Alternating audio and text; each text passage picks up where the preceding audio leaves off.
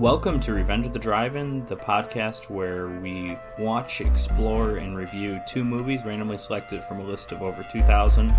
This week we have Conan the Barbarian, our first Arnold Schwarzenegger film to be featured here, as well as Valley of the Dolls from 1967. I am your co-host Patrick, and I'm joined as usual by... Jim. Hello everybody. Hello Patrick. How are you, buddy? I'm doing great. We watched Conan the Barbarian. It's the first time I had seen it in a long time. I had seen it once before, didn't remember a whole lot about it. Mm-hmm. And, of course, Valley of the Dolls, I saw a long time ago as well. And believe it or not, I remembered more about that than I did about Conan, and I'm not 100% sure why. Actually, I have a good idea. So, when I got my wisdom teeth removed, I remember I had a plan to watch a bunch of like 80s action movies just because I knew I would just be lying in bed not doing much. Pretty sure that's the first time I saw Conan. Okay, yeah. So that might explain it a bit. Anyways, Conan. Slave. Barbarian. Warrior. Thief. Conan.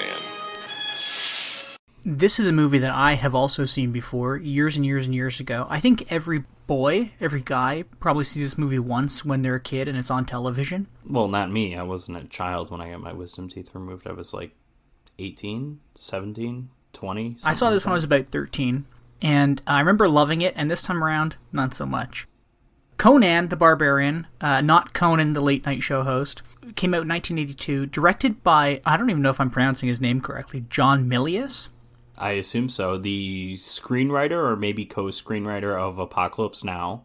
Yeah, he also worked on Dirty Harry and Jaws, apparently. Yes, uncredited on Dirty Harry, I believe. Yeah. And probably uncredited on Jaws, because yes. I don't think he's in the credits on that. And Dirty Harry coming up later this season. Jaws, of course, we have a commentary track on our Patreon.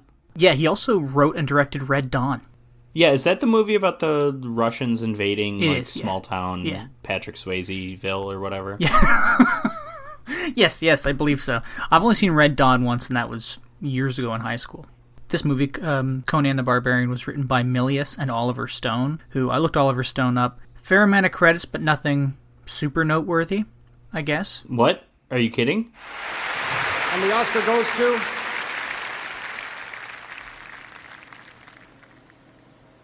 Oliver Stone, born on the 4th of July. I don't know. Platoon? Oh yeah, Platoon, that's right. Platoon. JFK? Yeah, I've never seen JFK. He wrote Scarface, which sucks, but... Platoon and Scarface were the only... Oliver Stone's had a huge career. Yeah, okay. This movie, though, is starring a fair amount of people, but only really a couple big names. The biggest name probably is Arnie, which is, I think this is his like breakout role. He was in a few other things before this, but he wasn't really in the forefront of... Yeah, this is his first real like star in like a major motion picture. Yeah. Because he has Hercules in New York, which is like some kind of famous 70s, schlock movie that is really only famous because he's in it. He's a, I think, uncredited like a goon in The Long Goodbye from like the early 70s. It's like a mystery movie with Elliot Gould based on a Raymond Chandler novel that's really good. And then obviously Pumping Iron was the documentary that came out, I think, in 79, and that's... Pumping Iron. I don't know documentary or gay porno? Which one?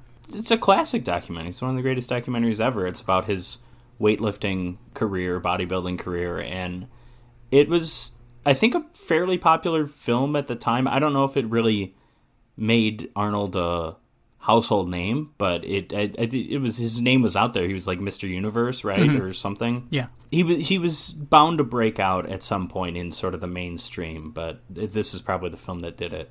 We also have James Earl Jones in here playing the main villain. Thulsa Doom. Thulsa Doom.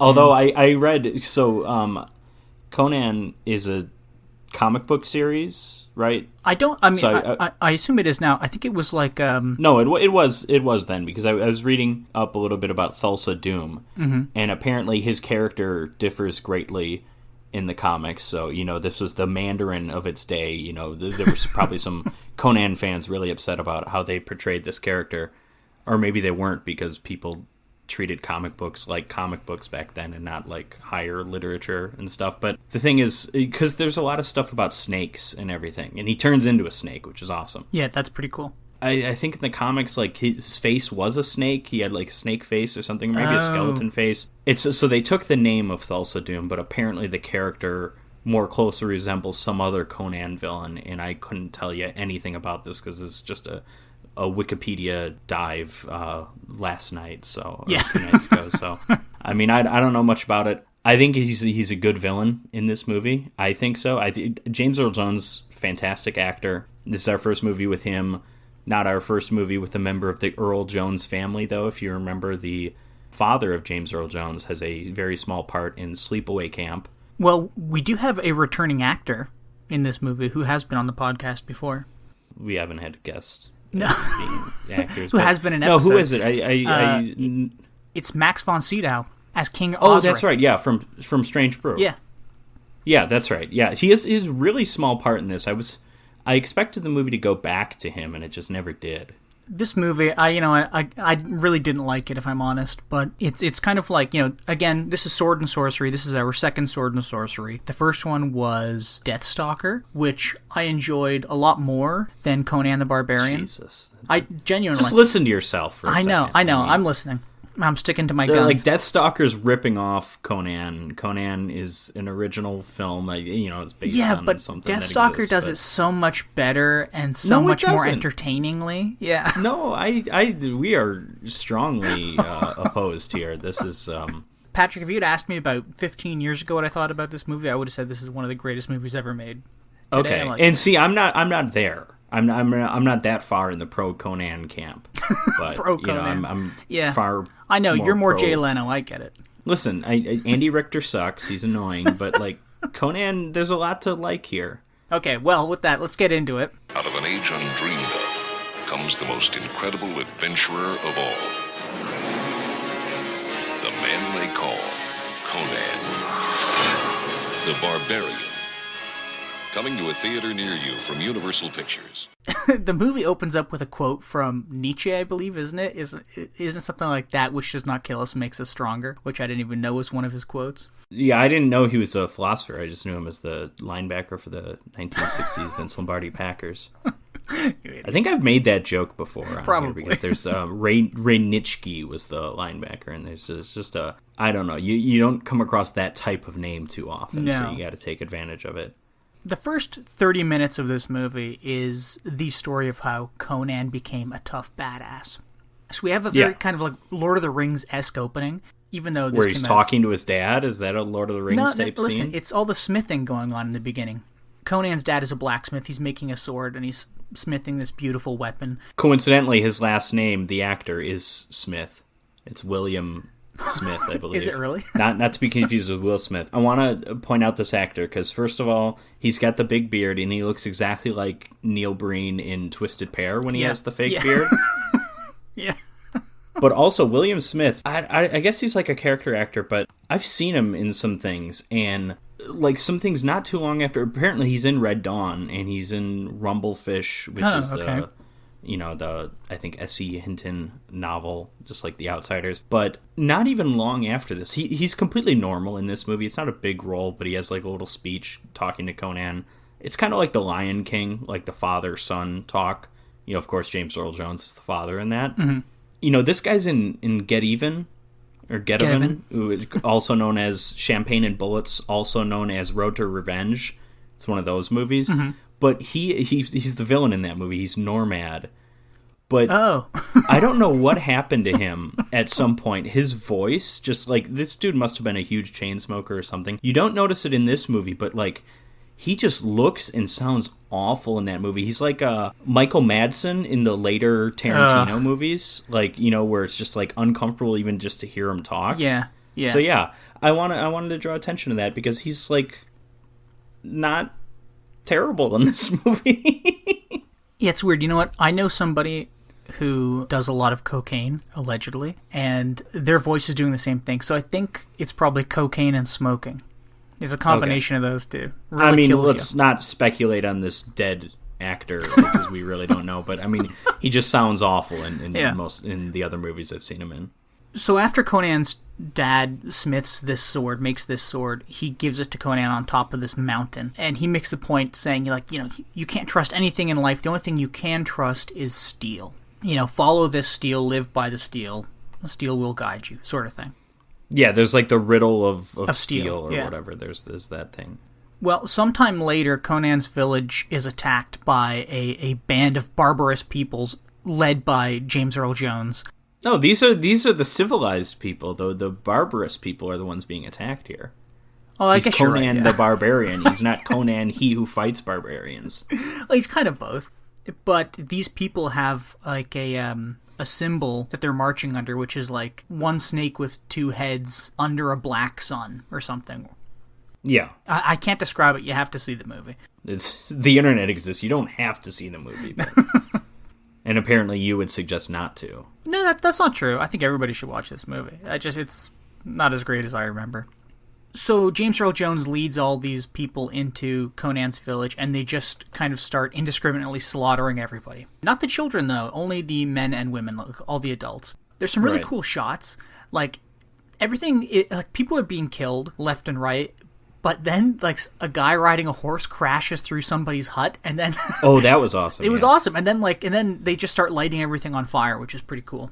Yeah, and it's in the snow, too, which is, Yeah, I like the look of it. It always makes stuff like that cooler when you have action scenes like that in the snow. Well, Conan's dad jumps out of his house and starts taking on these people with his brand new shiny sword that he's made, but he does eventually get slain. He gets struck down. There's just too many guys, And they're on horses, too. Yeah, exactly. And Conan's mom is kind of protecting Conan. Conan's mom is gorgeous, by the way. That's probably like a model. She's probably not really an actress. Oh, no, 100%. I don't know who she is. So she's kind of holding Conan back, and James Earl Jones and his gang of people approach. At this point, he's taken Conan's father's sword, and there's this awesome shot where he turns to walk away, but then spins right around and just takes Conan's mom's head right off. But the shot is framed in a way that little kid Conan is holding his mom's hand, and then the body just kind of falls away from him. It's just such a beautiful, interesting shot to look at, Then, kind of like something you'd see in a comic book, I guess. You have all of these children in the village rounded up and led across mountains and across plains and stuff to this mill. Is this a common comic book thing? Is there a lot of child slavery? Well, it's just stupid. Okay. Yeah, so all these kids are led to this mill, but instead of being a mill, it could be called the machine that gets people swole, or the machine that gets people jacked. I like how they creatively shoot this. Like it's shot like over time. Yes. And as time passes, you see fewer and fewer kids around Conan, and you see like just loose chains hanging there, like those kids didn't make it or whatever. Yeah. And then eventually, of course, we get the reveal of adult Conan, Arnold Schwarzenegger, who is obviously absolutely ripped. So he's huge. He's like bigger than everybody else in this movie. And then at this point, he becomes Maximus Decimus Meridius. He becomes the gladiator. They decide to enter him into like gladiatorial combat stuff. If if animalistic sounds, oh my god, yes, are your thing, then you're gonna get your rocks off with this movie. The first noise Arnold makes is hilarious.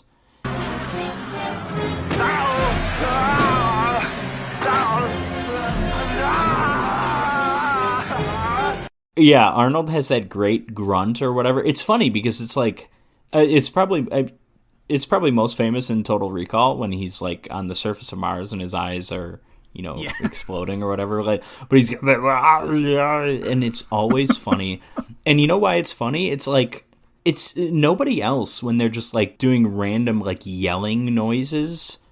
Those yells don't have an accent. Somehow Arnold's do. Yeah. Like, because obviously Arnold, the Austrian, has this really, really, really strong accent that still to this day he hasn't lost.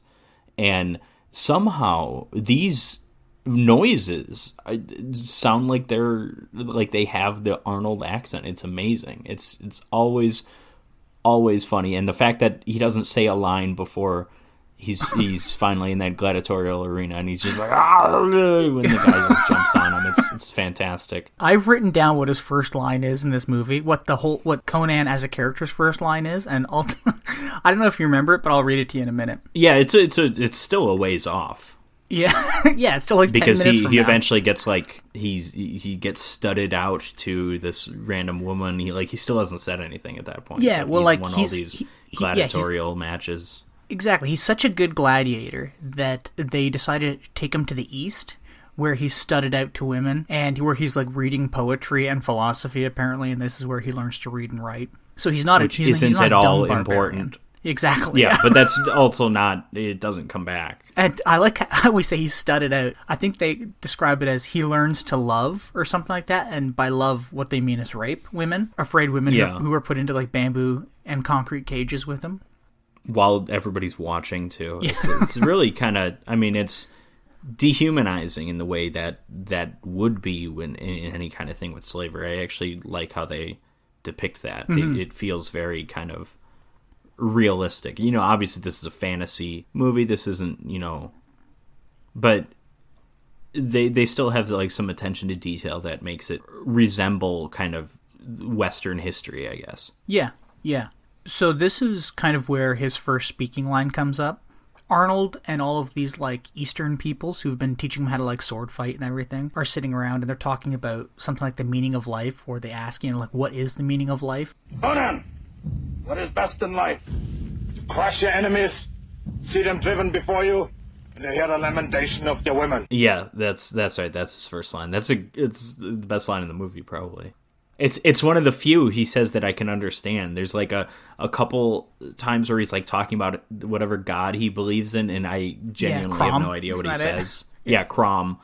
Eventually, though, Big Arnie, he's just let go by his handlers. I guess I also didn't explain this. There's a narrator. There's like a narration over this whole first half hour. Yeah, is that the older version of Subutai? Is Subutai the archer friend? Yes. No, it's the wizard in the hut. Oh, it's the wizard? Okay. Yeah. But, so the narrator just says they let him go because he's like a wild animal that they've just kept captive too long, so they let him go. And immediately on being let go, Arnold quite literally stumbles into like the tomb of a king and steals his sword and starts going on an adventure. I like this scene where he finds the cave. It's a nice visual metaphor for, you see the sword still. The sword still works. It's still grand. It's yeah. It's revered. It's being held by this king, but the king has long died. But this sword still so it just kind of reinforces the steel is the strongest thing, most important thing. Yeah, and then at the end of that scene, it's great because he kind of pries the sword from this skeletal hand, and then I believe it's the head of the king leans forward, and I think the crown falls off or something, and Arnold kind of acknowledges him. It's the passing of this blade from one to another. Right. This next scene might be one of my favorite ones. So Arnold's just walking around, which, by the way, this whole movie was filmed in Spain. They were originally going to film it in, like, Lithuania or Latvia or something like that. Or Estonia. I don't know. Some of it was even filmed in the Tabernas Desert, yes. Which is, of course, the location of all those spaghetti westerns and stuff, the Sergio Leone movies. All of the outdoor scenery is beautiful. You have those kind of cool, like, white rocks that you find in that certain part of Spain. You know what I'm talking about? That's where like this witch's hut is abutted. Yeah, so he walks into this witch's hut. This witch kind of invites him in, and she goes, "Oh, I have a vision, and that vision is that you are going to crush the snakes of this world." And Arnold's like, "Whoa, does the snake have two heads, but it's one snake, and it's like a sign with like a black sun? Am I going to find these guys?" And she goes, "If you want to hear the rest of my vision, you gotta fuck me first." So, your words, not hers. I mean, it was pretty much her words. Because she said, "I need something in return," and that thing is sex. And as they're in the middle of it, she's kind of like, she's telling him where to go next. Go to the city of Zora, is that it? Go to this city, that'll be your next step. And then she turns into like this witch that he throws off of her into a fireplace. Yeah, she's got like sharp teeth. Yeah, it's awesome. He just like chucks her into throws a fire. Her into the fire, yeah. Yeah, and then she this starts shooting fire all around the room. This is the most erotic sex scene since Twin Peaks: The Return. Just really gets the blood going. Yeah. And and then she turns into a fireball and flies away, which is pretty exciting. The next morning, Arnold is like, okay, well, I guess I'm ready to continue on my adventure. And he leaves the witch's hut, and there is a guy, an archer, chained to the side of this rock next to this house. And Arnold's like, what are you doing here? He goes, I'm trying not to get eaten by wolves. Do you want to save me? He goes, yeah, sure. Now they're best friends, and now they're going on an adventure together. And this is, what was his name, Sabbatai? Subutai. So Subutai leads him to this big walled city where King Osric rules. And we get I don't even know how to describe it. It's like a weird series of events where they're just kind of hanging out. Arnold is trying local cuisine and stuff. They're walking around. So he's eating lizards. They look like bandits. Everyone thinks they're just criminals. But they're there because they're asking about this dual snake and black sun sign. And nobody seems to know anything about it. So they've just walked around the city, talked to people, eaten lizards, called some prostitutes sluts, and Arnold punches a camel in the face and knocks it out. Then they meet a woman, because they're told, hey, the city has like a snake cult in it, and it's kind of ruining things around here, and there's lots of treasure. Yeah, like a high priest of snakes. So they say, hey, go to the snake cult, because there's lots of treasure, and, maybe try to save us from these snake people. So they're going to break into this cult, and they run into a woman who, I forget her name, but I just call her Lady Thief. Valeria. Did you say malaria? Valeria. Valeria, okay. The three of them team up and break in. They climb down these ropes. They shimmy down these ropes into this chamber. And Valeria takes the disguise of an altar maid, I guess. A priestess. Yeah, that's it. Arnie and what's his name again? Subutai? Subutai. That's God it. damn it. I keep on forgetting. I just kept on calling him Archer throughout the whole movie. So then Arnie and Subutai descend lower, where they find this beautiful jewel called the Eye of the Serpent, I believe, but also this giant fucking snake. Awesome. It's awesome. It's a really cool prop. It doesn't look great when it moves, but it looks really cool still. It looks pretty good. For all things considered. For a big puppet snake, I assume, is what it is. It's very good. Yeah. I mean, looks a hell of a lot better than what they were doing in Anaconda. and not that that's saying much. So, while Arnie and Subutai are downstairs stealing this jewel, Valeria's upstairs, and she's watching, this weird thing.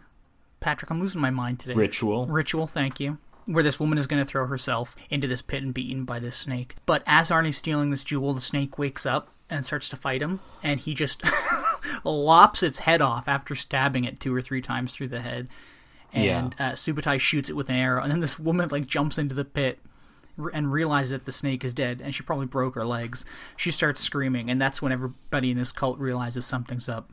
But they all escape out of this cult, and they just kind of party hard for 3 days, spending all their treasure money that they stole. And then Valeria and Conan sleep with each other. Yeah, that's a theme of this movie. Conan sleeps with women. I don't think that's a theme. It's just a feature. That's a good way to put it. Yeah, that's a feature. Oh, and also, Conan, on his way out, he finds the Black Sun dual snake symbol on the wall, and he takes it with him. But a couple days later, King Osric calls the three of them together to convene with him in his court, because he has a proposition, he has a request. This snake cult is quite pervasive, really. It's kind of all over the place. But the big thing is that King Osric's daughter has been taken from him, and she's kind of She's being brainwashed. It's like a cult is definitely the right word. Exactly. Like James Earl Jones has his own Jonestown. Jim Earl Jones. That's what we call him.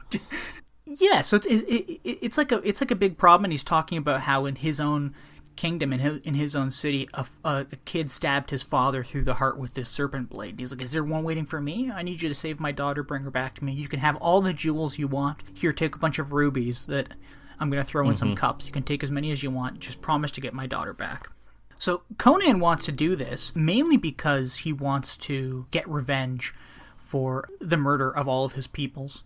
Valeria and Subutai, and they don't really want to go. So late one night, Conan sneaks out on his horse and starts riding towards this mountain place. What's it called? The Mountain of Power, where Doom's snake cult resides. You know what the problem with this movie is?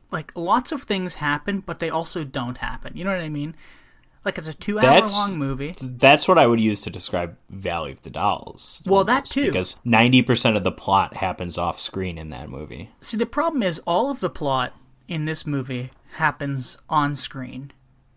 But that's not a problem. No, but there's not much talking. There's not much explanation. It's visual storytelling. Yeah, like listen, it's Arnold. You don't want a lot of dialogue in an Arnold movie. First of all, okay, why is his best role the Terminator?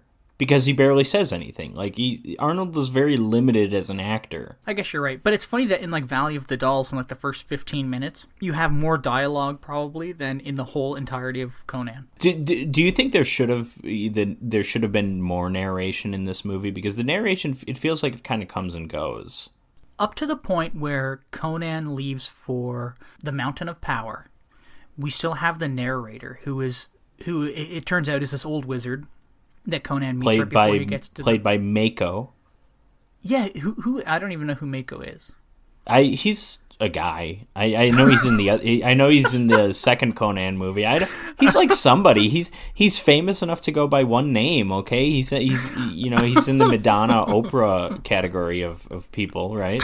Yeah, okay, I guess you're right. I'll give it to you. Is a Japanese guy.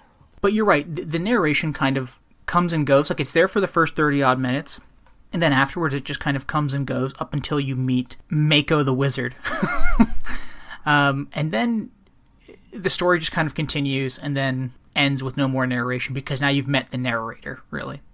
Well, no, I mean, the narrator, he comes back at the end, I think.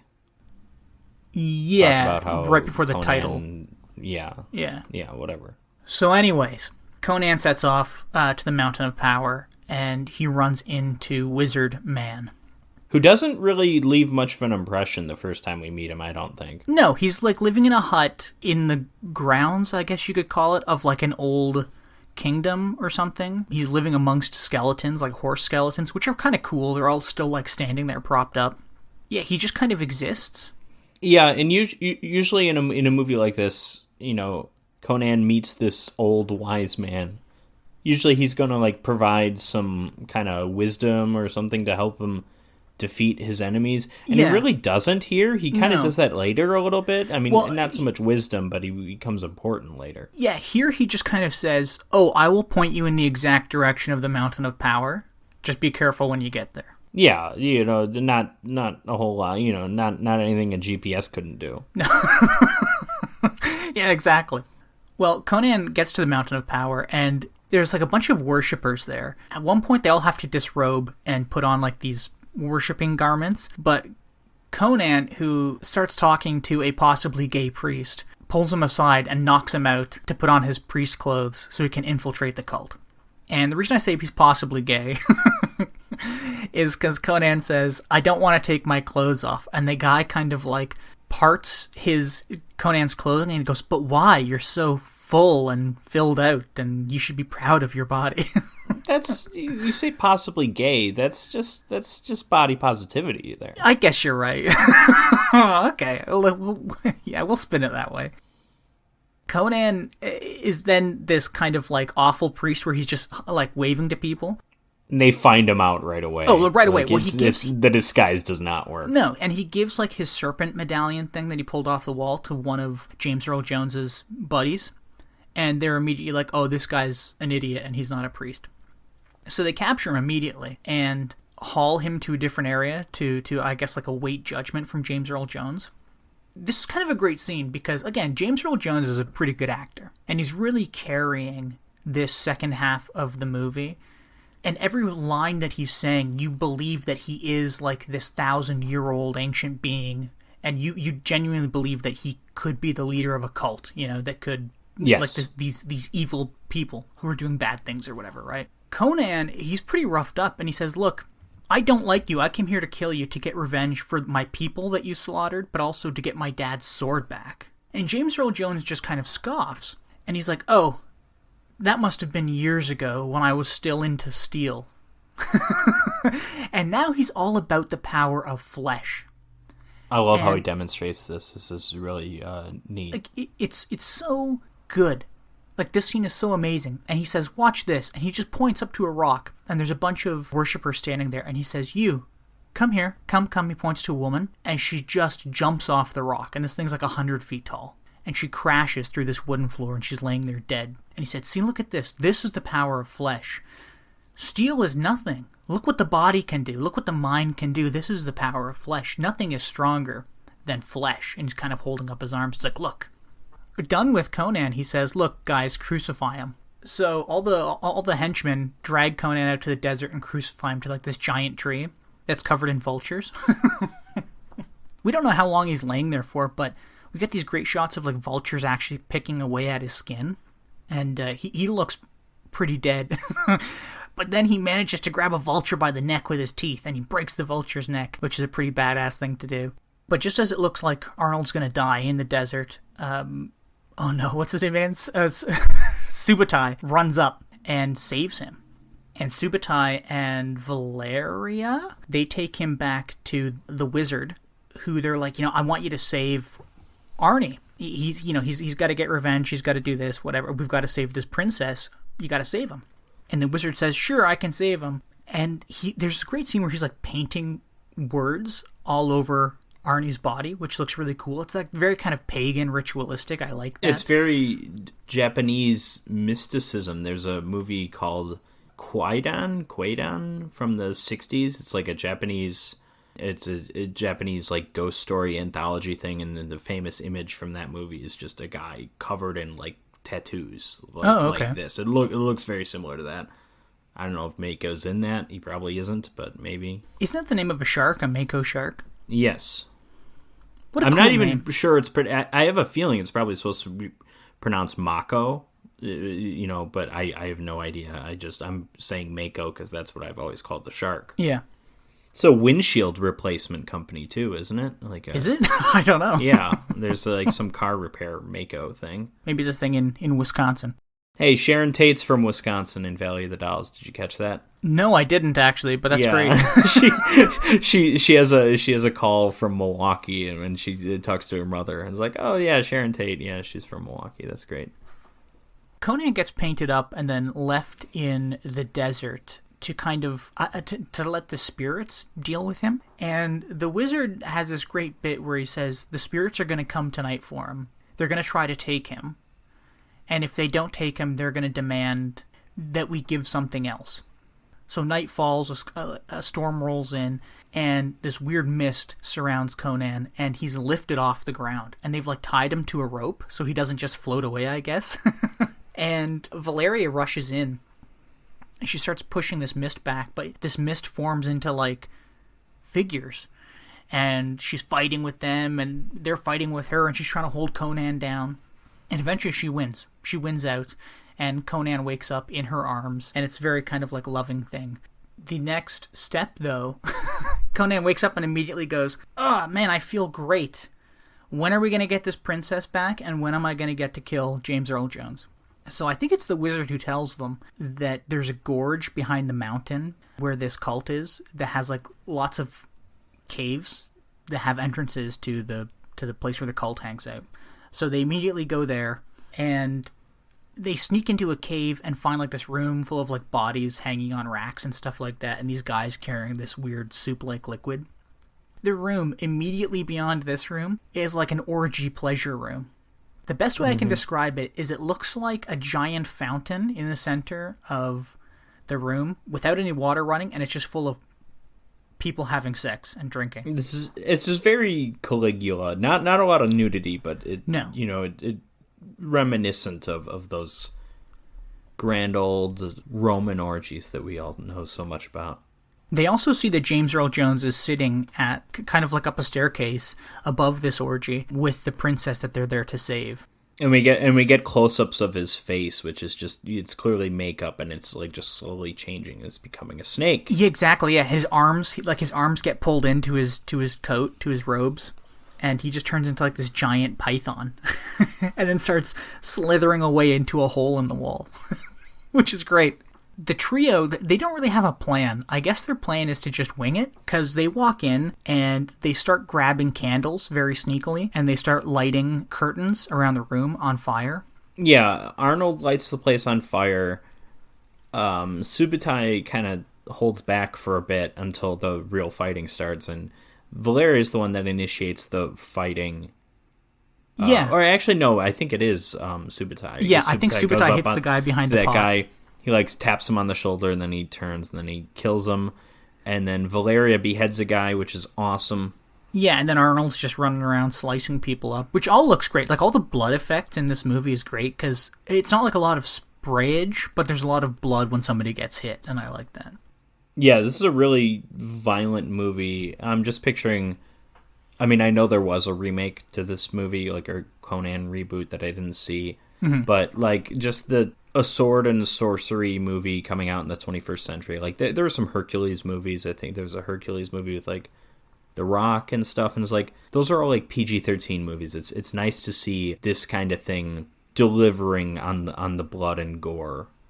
Yeah, for sure. We get multiple beheadings, we get some blood sprays. It's great. It's fantastic. Yeah, there's so much carnage in this scene, and there's even a great bit where Conan flips like this giant soup pot, and all kinds of body parts fall out of this pot and down the stairs, and it's like this pot is like, the liquid is so hot that it's just steaming on the stairs and stopping guys from rushing up the stairs, but there's like a head rolls out, some hands, which is great. Valeria runs up and grabs the princess, who's pretty reluctant to leave because she's been brainwashed, as we've said, and they all just kind of run out. They all escape on horseback, and as they're riding away, James Earl Jones, who's now a human again, he... it's so stupid, but it's great. He picks up this snake and then, like, straightens it and turns it into, like, a snake arrow. Like, it doesn't become an arrow, it's just a snake still. And he shoots it, and he hits Valeria. They ride a little bit a ways, but then dismount, and unfortunately, she dies in Conan's arms, as she's kind of, like, saying, oh, I had to owe the gods something. I wouldn't let them take you. I wouldn't let the spirits take you, and this is that thing. A little distraught, possibly heartbroken, I don't know, he is Conan. They take her body back and burn it on, like, a big funeral pyre near the wizard's house. But this is where Conan and Subutai and Waco Wizard are going to make their stand. Mako. Dude, I spoke up. You're talking about another cult. I know. They decide to make their stand against James Earl Jones and all of his goons that are going to show up and try to not only kill them, but also take the princess back that they stole, that they have to obviously give back to King Osric. They set up all kinds of booby traps and spikes and stuff like that. When the people do eventually show up, the wizard isn't really doing anything, he's just kind of hanging out. But Subutai and Conan are really just beating the shit out of people. Like, horses are riding past these stones, and they're jumping out from behind them and beheading people or hitting them right in the chest. Or there's a great shot where somebody's riding towards Conan, and I think he takes the horse's legs out, and it just collapses and shoots the guy like another 20 feet. It's like a really exciting action scene where there's lots of blood and gore. But perhaps one of the coolest things is when Conan tricks one of, like, the James Earl Jones's main henchmen into thinking that he's hiding behind a rock, and the henchman hits this helmet, which sets off a trap that's just like a giant wooden spike that gets swung around and hits him right in the chest. And it's so great. There's another bad guy, another main henchman, that runs at Conan, and he's got his father's sword. And this henchman goes up to block Conan's swing, but he just shatters the sword and then kills this henchman. Yeah, one of these two guys, because the last two you talked about are the main henchman. One of them, I think, is Sven Ole Thorsen, who's like a famous stuntman, kind of like a supporting player in a lot of action movies. The other one is a former defensive end in like the 60s. So they cast him because he's a big guy, obviously. But they only made two of these Conan movies. I think Red Sonja is like somewhat related. I don't know if... I know Arnold's in that. I don't know if he plays Conan, but it's, I think, from the same comic book creator, if it's not literally in the Conan universe. But this is a thing in the Conan movies to cast athletes, because in Conan the Destroyer, the sequel, Wilt Chamberlain is in it. So Arnold may look huge here. He does not look huge next to Wilt Chamberlain. He's like a foot taller than him. So that's kind of neat. So yeah, this gets it started with Ben, either Davison or Davidson, I'm not sure, but you know, like a minor celebrity former football player guy.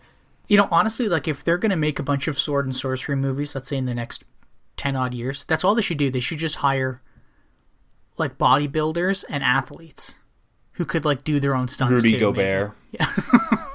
Yeah, because Arnold supposedly does do most of his own stunts, maybe all of them. Also, I'm looking up Sven Ole Thorsen. He was probably like he was a bodybuilder. He was probably like buddies with Arnold because he was Denmark's strongest man in 1983. No way. so yeah, and then he went on to be in a bunch of movies. So like yeah, he's in Twins. Like he's in other Arnold movies. So they were friends. He's in Predator. He's also in Conan the Destroyer playing a different character because he dies in this one. Yeah. Total Recall he's in. So he's all over the place in like the 80s. Well, yeah, mostly Arnold movies, but yeah, he's in Ghostbusters 2. He's a stuntman in Ghostbusters 2. I don't know. He's in Overboard. Is he Kurt Russell's stuntman in Overboard? Oh, really? Well, in like the last 10 odd minutes of this movie, they have successfully repelled James Earl Jones.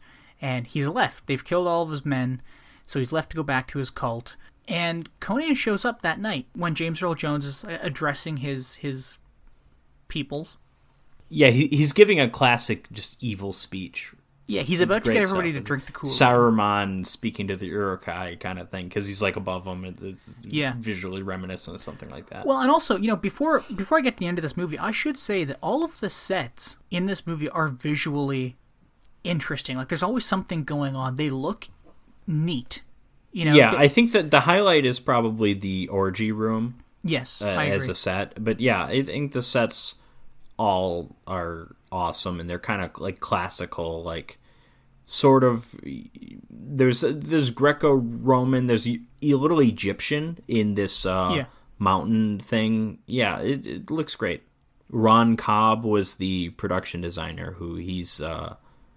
He's got a number of credits. Aliens, perhaps most notably. Well, as you mentioned, James Earl Jones at the top of this, what can only be described as like a giant staircase with a temple on top. Conan sneaks up behind him, and James Earl Jones kind of tries to talk his way out of it. This is the Luke, I am your father scene, pretty much. Yeah, pretty much. He's like, oh, you've come back to me, my son. You are my son, and I am your father, for you don't have a father now, so who will be your father other than me? Not just that, but like he's like, I am the reason your life has purpose. Exactly, yeah. He's like, I gave you purpose. The reason you're here is because of me. I like that he's not, obviously he's no match for Arnold, like physically, but he's trying to brainwash him here. And I like that. It's some clever writing that this villain, he's not your typical bad guy movie villain, kind of generic. Like there's something to him. He's interesting. He's got more going on. Yeah, I agree.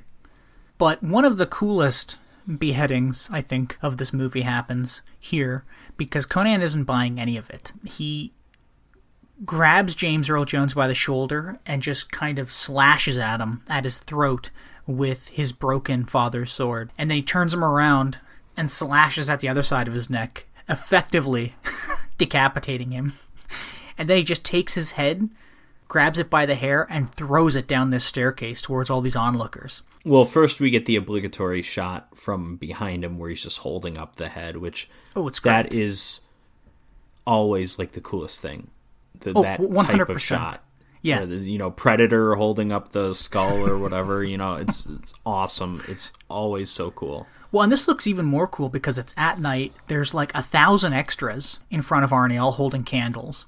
They're off in the distance. There's so many of them that I wondered, like, you see movement, but I wonder how much of that is like matte painting or something because because of how many people it was. I'm curious. I wonder if maybe they have a couple dozen and the rest are matted in or something. I'm not. Yeah, that would be interesting sure. Because there was a scene earlier where they were walking towards the temple and you could see them walking far off in the distance, like a half a kilometer away, kind of like around a mountain. And I was wondering if that's either a matte painting or they just have people standing there, like from the crew or something. But anyway, Arnie chucks this head down towards them, throws his sword down, and starts making his way down this staircase. And as he's doing that, all the people are dousing their candles in like this well at the bottom of the staircase. They've kind of given up on this cult. And then probably the coolest shot of the movie is he grabs like an oil lamp. Arnold grabs an oil lamp and just starts swinging it around his head like an Olympian, and then whips it up at the temple, and it crashes, and then the whole temple goes up in flames. So he has successfully taken revenge. And then we kind of end on an image of an old Conan sitting in a throne with his sword. And then we get kind of like a little blurb where, like the adventure continues. He went west and he conquered things and he did more things. And this isn't the end of the story for Conan. And he became a king by his own hand. And then that is the end of the barbarian epic, Conan the Barbarian. Patrick, my friend, how did you like it? I liked it. It's a bit of a messy movie. Some of the weird wizard and witchcraft stuff is like it's just weird.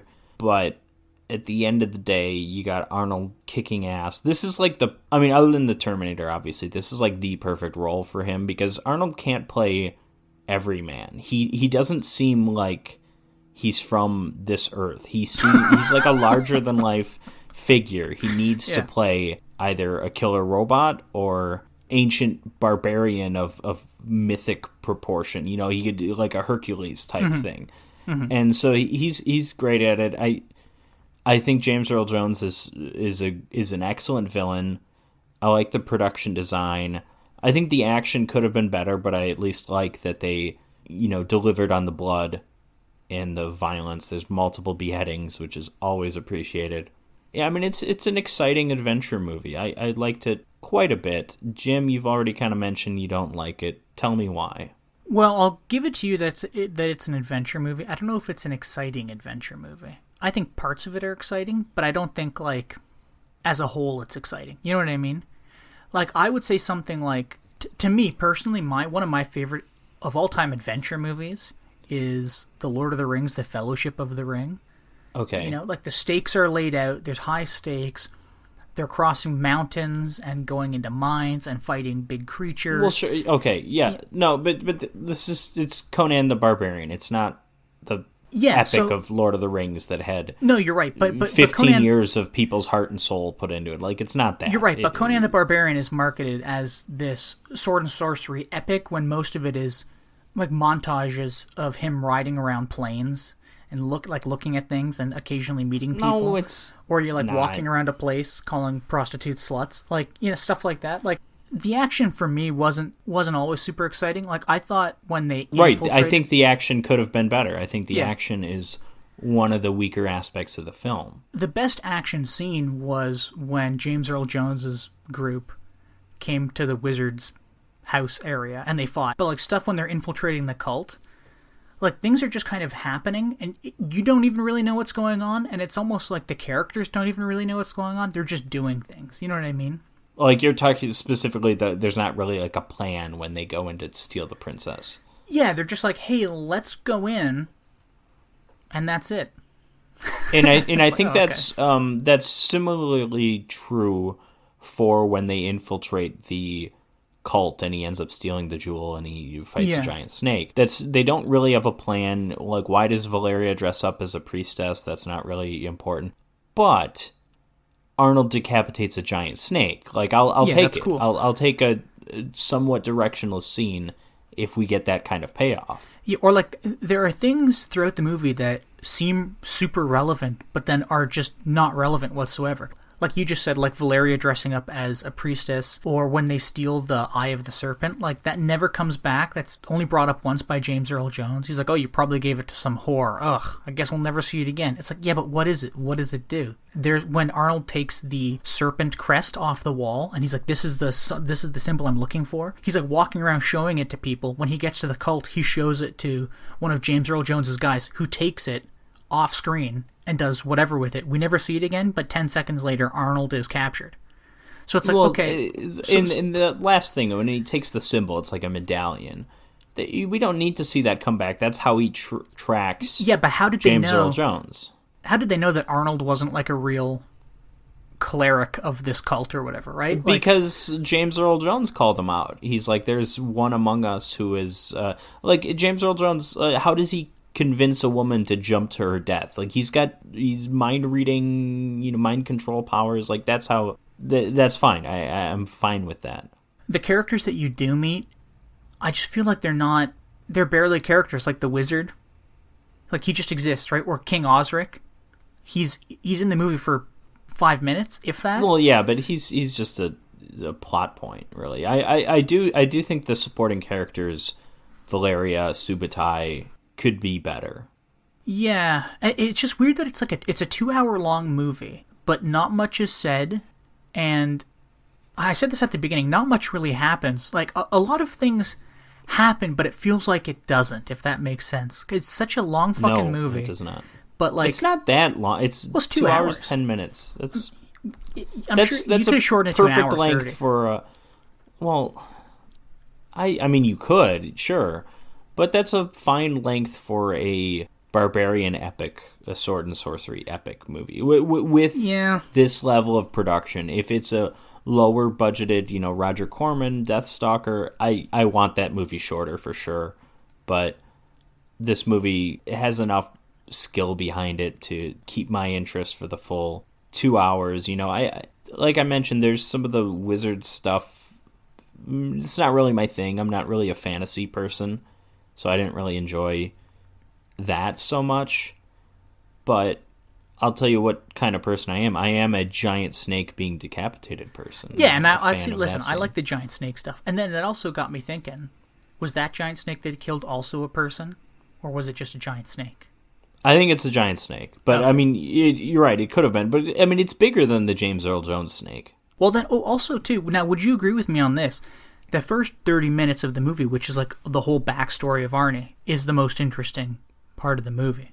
Maybe not the most interesting, but it's interesting. As far as the action goes, the gladiatorial stuff is probably the least interesting action. Yeah, because it's just two dudes hugging each other. Yeah, and then is Arnold... But I do think there's creative filmmaking in there, like I talked about, like the shots of him pushing the mill thing around. And, Yeah, I don't know. It's a weird movie because the first 30 minutes, I think, in my opinion, is really good. It's interesting, and it's got a pretty good pace to it for the most part because things are happening. You see this character developing. You see lots of plot points kind of happening, and you're getting this background story to this character. But again, like you see things that aren't important, like him learning to read or whatever, right? Like who fucking cares? But the rest of the movie is just like there's so much of things not happening, or like when things... How's he going to become governor if he can't read? Yeah, I wonder how well he can read, actually. No, I like I was going to say, this is the first on-screen confirmation that Arnold Schwarzenegger is literate. I think that's a very important scene. Yeah, I don't know. It's just an interesting movie. Like, when you compare it with that dumb Deathstalker movie, like, Deathstalker was stupid, but it was short enough that it felt like it wasn't ever really slow at points. But like comparing the two, you can see how Deathstalker just stole the plot points, really, from Conan the Barbarian. Yeah, because Deathstalker had the princess they were trying to take and everything.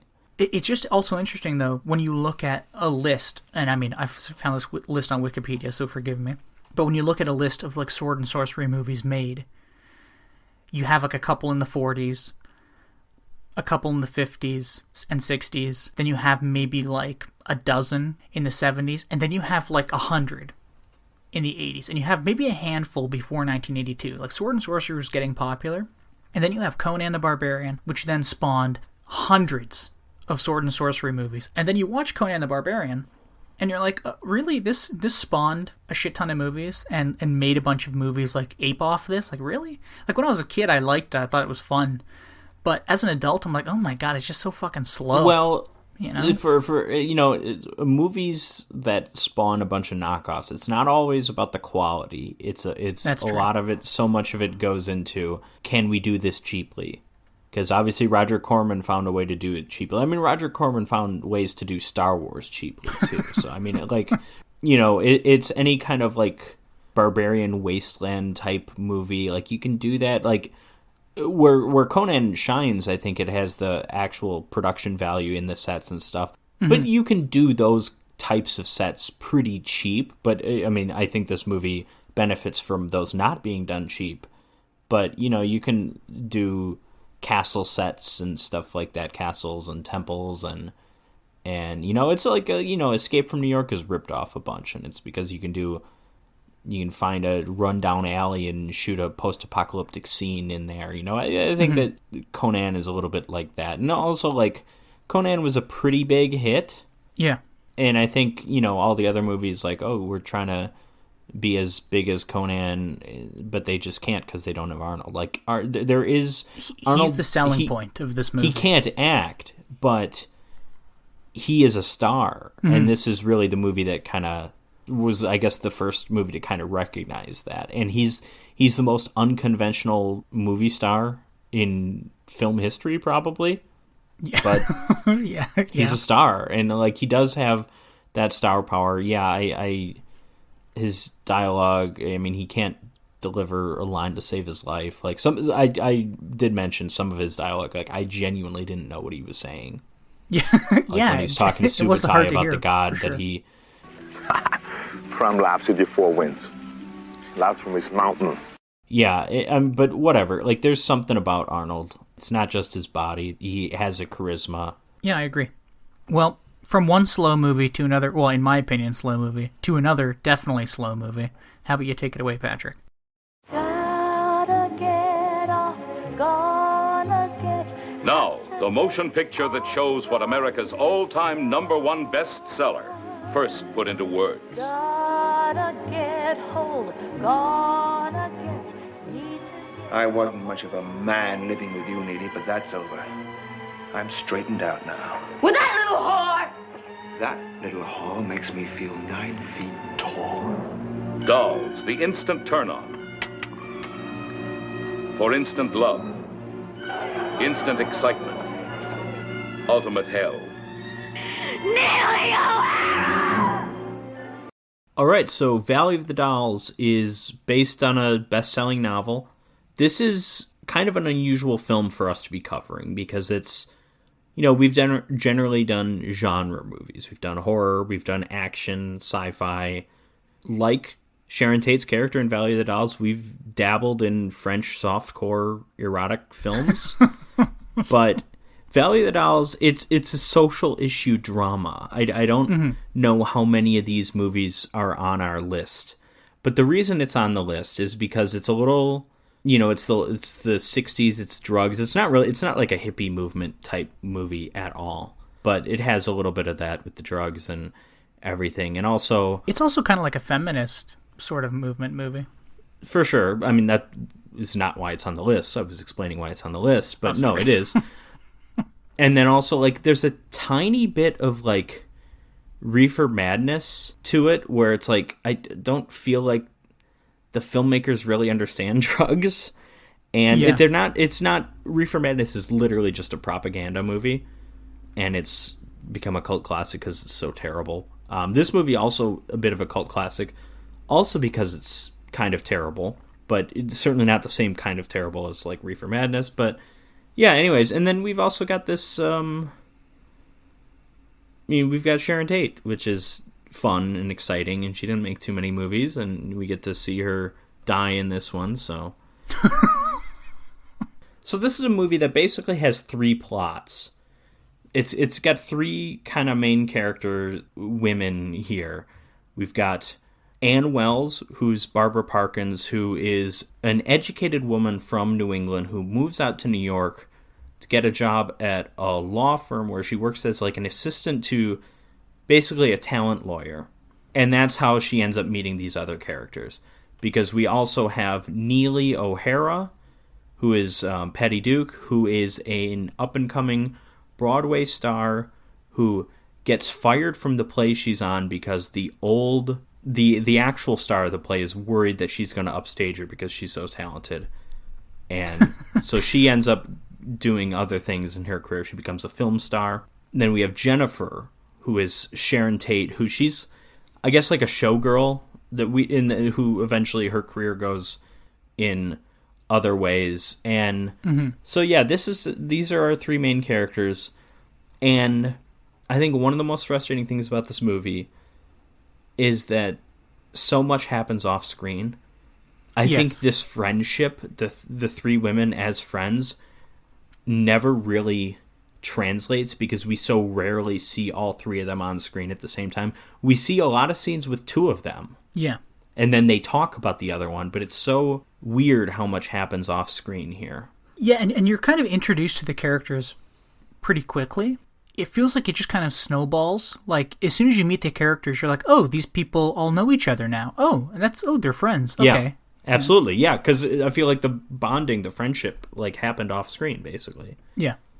In Anne's story, Anne starts dating, I thought he's her boss, but I guess it's her boss's partner named Lion, which is an awesome name. More fitting in the Conan movie, I think, probably. But Lion the Barbarian. Yeah, they're dating for a while, and then he eventually breaks up with her. He breaks up with her in a letter, and this is to go become a writer. He wants to he goes back home to England, because I think his mother's from England. Then Neely, after getting fired from her play, she goes and becomes a big star in Hollywood, but she also becomes addicted to pills. Now, this is something I didn't know, aside from this movie, but apparently Dahl was slang for pill, or maybe a specific type of pill. And so Neely is hooked on pills basically to make her lose weight, or, curb her appetite, and then also make her sleep. Patty Duke as Neely, who was such a nice kid. And then someone put her name in lights and turned her into a lush. She took the red pills. Sure, I take DOS. I've got to get some sleep. I've got to get up at 5 o'clock in the morning and sparkle, Neely, sparkle. And then she also, she becomes a bit of an alcoholic too, or maybe more than a bit. And meanwhile, Jennifer starts dating this nightclub singer named Tony. Mm-hmm. Okay, this is confusing too. Tony's half-sister is named Miriam. And Miriam, I guess, is the manager of one or more of these characters. It's very confusing. Yeah. It's confusing who's a manager, who's a lawyer, who's like... Because there's all of these supplemental characters. And actually, I mean, I would maybe even say Lion is probably a bigger character in this movie than Jennifer. But I do think, like, the way the film has, like, 3 plots, it's all around these women. I think Jennifer definitely has the least screen time. Sharon Tate has the least screen time of these 3. But, yeah. So, her husband...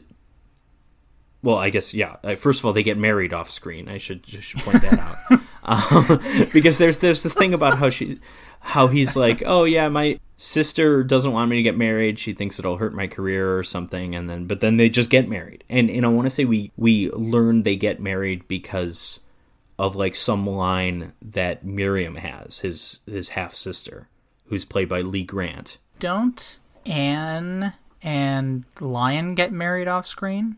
No, that's not what happens. No, they never get married. That's right. That's the plot of the movie, is that she wants to marry him, but he doesn't want to marry.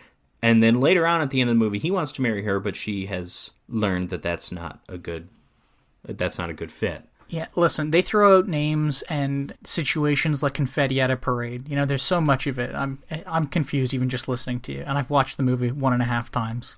Okay, so back to Tony. Tony is Jennifer's girlfriend, eventually husband. He's the singer who at some point off screen wants to get into acting. And then he loses his acting job. He gets fired.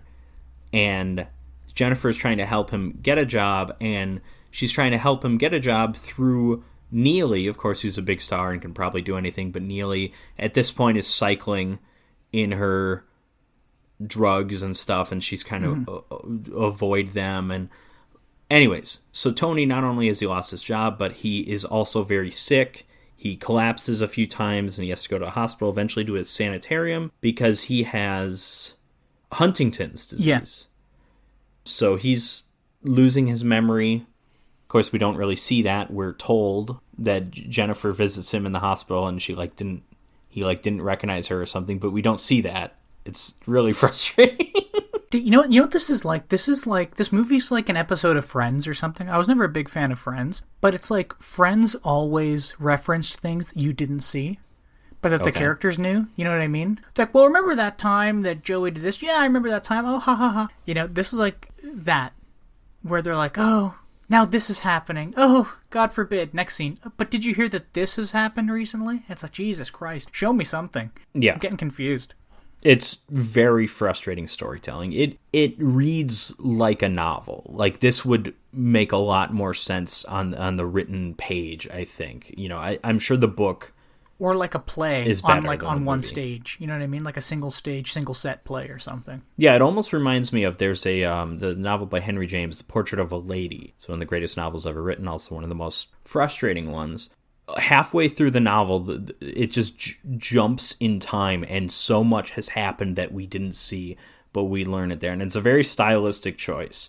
And then this movie is that, but with 45 different things. There's one scene. Oh, well, I guess we'll get to it, but because I'm talking about Jennifer's plot now. You know, Jennifer's not particularly wealthy, and then all of a sudden Tony's got all these medical bills because he's in the sanitarium. So Miriam gets Jennifer a job making French porno films. I think they call them like art films or something, but we know. We know. And then so she goes off to France, so she doesn't even see her husband. And then there's a scene where it's Neely and Anne talking to each other, and Anne asks Neely, it's like, hey, have you talked to Jennifer recently? And she's like, no, you know, she left. She's been in France for 6 months now. And it's like, what? That was the last scene. The last scene we saw her. I know. And then in this could be a product of the time, but Neely does say that the last time she spoke to her, she was looking to get an abortion. Mm-hmm. Have you heard from Jennifer? She wanted to know where she could get an abortion. You know, that could be it's 1967. We want to skirt around this issue. We can mention it. We can't really go into too much detail on it, but Jennifer is pregnant with Roman Polanski's baby. She finds out she's pregnant around the same time that Tony is having all these medical problems.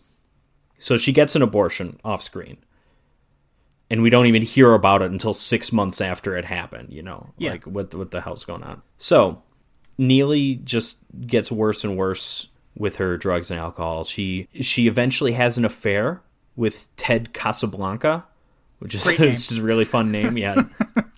And this is kind of shocking how frequently the F word is thrown around here in this movie. And not that F word, the other one, right? Because Ted Casablanca is a fashion designer or maybe like a costume maker on movies or something. And so everyone assumes he's gay. He's a fag. Yeah, they say that dozens of times. Yeah, it's impressive, I'll be honest. Yeah. So Neely eventually marries him, so he's not gay. And then one time she comes home drunk out of her mind and overhears Ted Casablanca in the pool with another woman. So she flips out. Then this is where Ted leaves her. But yeah, she throws that word around a bunch of times in this scene. So her life has spiraled out of control. She's been fired from whatever movie she was in. This is she's won a Grammy at this point. She's a Grammy award winner, which we all know the Grammys don't mean anything. But good for her. Here's that champagne you ordered, Mr. Simpson. Oh, thanks. Here. Wow, an award statue! Oh, it's a Grammy. Hey, don't throw your garbage down here. This is also around the same time that Anne gets hired as like a cover girl model for... She's the Gillian girl for like a makeup brand. Yeah. Neely's manager says you have to go into rehab. And she agrees to. But then she takes a bunch of drugs, and I assume this is a vision, right? Where she flies to San Francisco? Yes, I assume it is as well. Yeah, so she flies to San Francisco, but she has a scene in a bar where she puts on her own song, starts singing to it, and then some bar patron insults her by saying she sucks or whatever, she sounds terrible, and then she almost gets in a fight with this guy. Then she's wandering on the streets. She walks by a porno theater, which is showing a Jennifer North film, which is shocking that she didn't choose a stage name for this. 1967, if you're going to be a porno actress, you're probably not using your real name. But this is kind of a fun scene where she looks at the poster and she's like, "Oh, do you still have that mole on your keister?" Nope, they covered it up with makeup. It's kind of neat. Yeah, so then the next time we see Neely, she is in the hospital because she has overdosed. Is this a dream, or are they implying that these diet pills make you hallucinate? This is what I mean about I don't think they understand how these drugs work. Yeah, it definitely makes the movie even more confusing than I think it intended to be, because then you're trying to figure out, you're like, wait, what's happening? What's going on with these drugs? Also, this kind of happens on screen. It kind of doesn't, but Anne at first is just going out to visit in California. Because, again, at some point, Neely moved to California. At some point, Jennifer does. Anne goes out to visit. There's Jennifer is on the phone with her mother when they see her commercial on TV. And Anne says, like, oh, Jennifer's coming to visit, in a few days or whatever.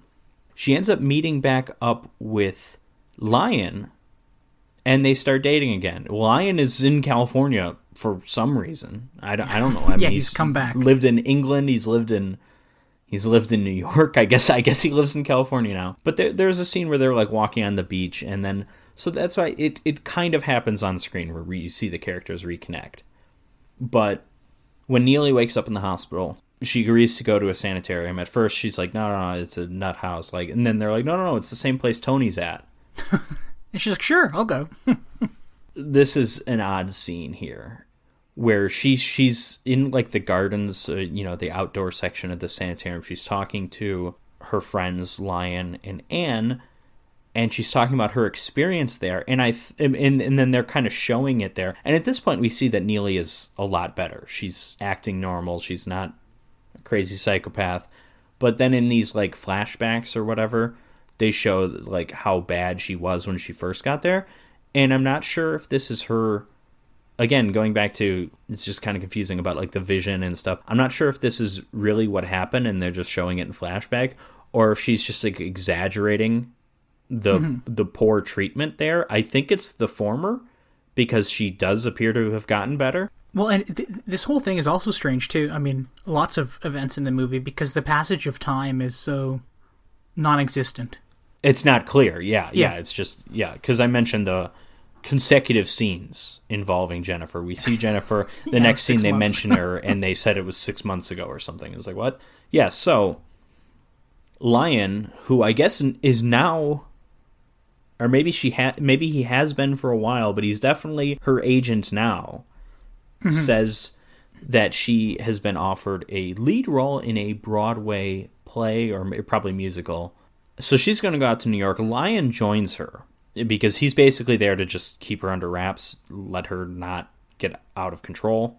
But before he leaves, Anne finds Neely's pills in her home or office or something. She throws them out, but then after Lion has gone to New York, she starts taking them. Anne does. Yeah. And she takes them because she's frustrated not being around Lion. I think she suspects Lion and Neely are having an affair, which I think they are. They are. Again, it kind of happens off screen. There's the scene where he's trying to straighten his tie because he's supposed to go to a party, and she's like, bend down, and then she kisses him and then straightens his tie. That's kind of like all we get of it. There's also the scene, this was strange to me, where Anne calls Neely's hotel room or apartment or whatever to talk to her, and she's like, hey, can I speak to Lion? And she's like, no, he's not available right now. I'll tell him you called. And then when she hangs up the phone, she just has a sinister look on his face, and the music gets on her face, and the music gets super dramatic. It's like, did we just turn Neely into a supervillain all of a sudden? It's like out of nowhere. It's just strange. And it also feels like, is this the only time Anne tried to reach out to Lion when he's in New York? Because that's what it feels like. Yeah. At any rate, Lion goes to a party, which is being attended by Anne's original boss before she gets hired as a model, Mr. Bellamy, as well as the actress that first got Neely fired from that play years ago, or maybe weeks ago. And that is Helen Lawson, played by Susan Hayward. Susan Hayward as Helen Lawson, who had the talent to get to the top. And oh,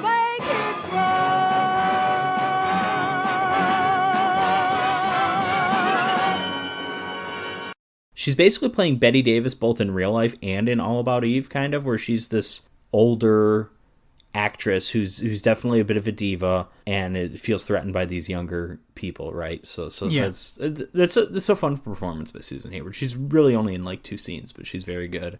So Lion's at this party, and then Neely shows up. Neely's not supposed to go, but Helen Lawson ducks into the bathroom to get away from her, but then she follows her in there, and they get in a fight because Helen Lawson's like talking about like, oh, you know, maybe you're talented, but you're a druggie and like you're not gonna make it anymore. And then she rips off Helen Lawson's wig, which she didn't even know it was a wig. But so Helen Lawson in real life is this older woman. She's got gray hair, but she has this red wig, and she throws the wig into the toilet and then leaves. And then some like bathroom attendant or maybe personal assistant comes up to Helen, and they're trying to figure out, oh, can we salvage the wig, or like, oh no, maybe you can just leave through the bathroom or or through the kitchen.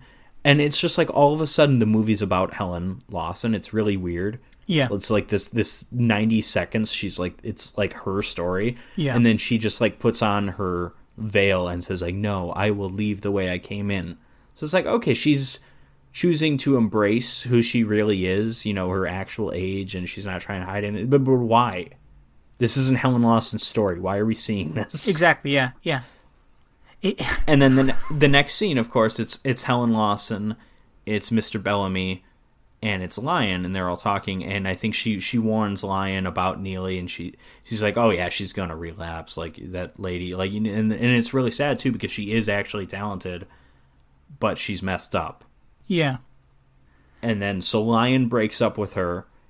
Then she does relapse. First night of the play, she is in the wrong outfit. She's in the Act 2 outfit when...